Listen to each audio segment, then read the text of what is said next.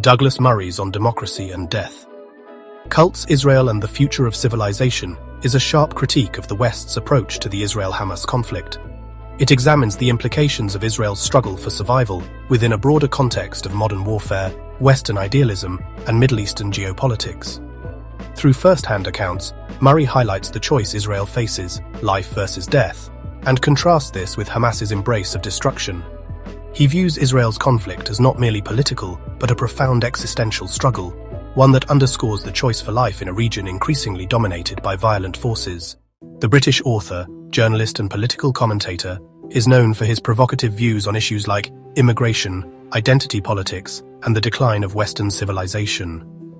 His style and approach in this book are likewise candid, uncompromising, and often controversial. The Israel-Hamas conflict, as Murray presents it, is deeply rooted in historical, political, and religious tensions. At its core, it involves Israel's right to exist as a sovereign state and the Palestinians' ongoing struggle for self-determination.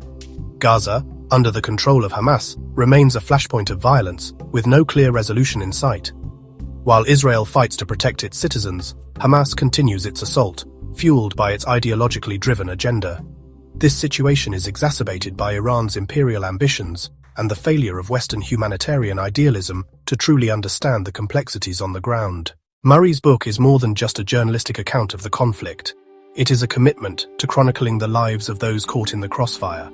As he writes, someone might ask, why write about this? Why remember all that? It is the writer's duty to tell this terrible truth, and it is the civilian duty of the reader to learn it. Through his exploration of the conflict, Murray critiques the Western worldview that has developed since the Second World War. He argues that this worldview idealizes war as a disruptive, unnecessary event that should be avoided at all costs. Murray suggests that while this humanitarian perspective is well-intentioned, it fails to account for the harsh realities of war, particularly in the Middle East. War, in the West's eyes, is no longer seen as a tool for resolving political disputes but as an anomaly to be prevented. This humanitarian idealism, he argues, leads to the perpetual management of conflicts rather than their resolution.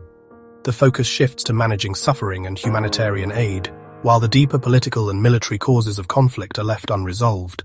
One of the most powerful aspects of Murray's critique is his examination of the distant spectator, who, armed with aid reports, international law and moral platitudes, passes judgment on military actions from the comfort of a distant, unaffected location.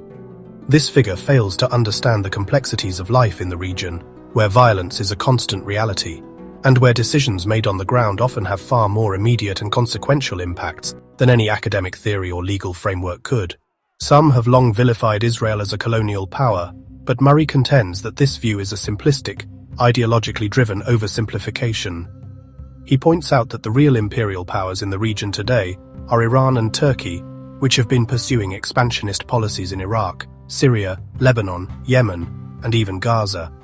These powers, Murray argues, pose a far greater threat to regional stability than Israel, which is responding to the existential threat posed by these very forces. Murray calls for a more nuanced understanding of the conflict, one that takes into account the full scope of power dynamics in the region. A significant portion of the book is dedicated to the ideological foundations of Zionism, a subject that is central to the debate over Israel's legitimacy. While Zionism is often reduced to a simplistic and negative stereotype, Murray traces its origins to the 19th century, shaped by a mix of socialist, syndicalist, and nationalist ideas. He connects the movement's evolution to key historical events, such as the Dreyfus Affair, a political scandal in late 19th century France, in which a Jewish army officer was wrongfully convicted of treason, which solidified the need for a Jewish state, and critiques the ongoing debate about whether anti-Zionism can be separated from anti-Semitism. Murray argues that contemporary criticisms of Zionism often rely on circular arguments and assumptions that are rarely examined critically. In the book's conclusion, Murray returns to the central theme of life versus death. Reflecting on his personal experiences in Israel following the October 7th attacks, he highlights the resilience of Israelis who, despite the constant threat of violence, continue to choose life. This powerful contrast between those who seek life and those who embrace death runs throughout the book. Murray casts himself in the tradition of journalists who not only report but advocate for the cause of those fighting for life in the face of terror and destruction.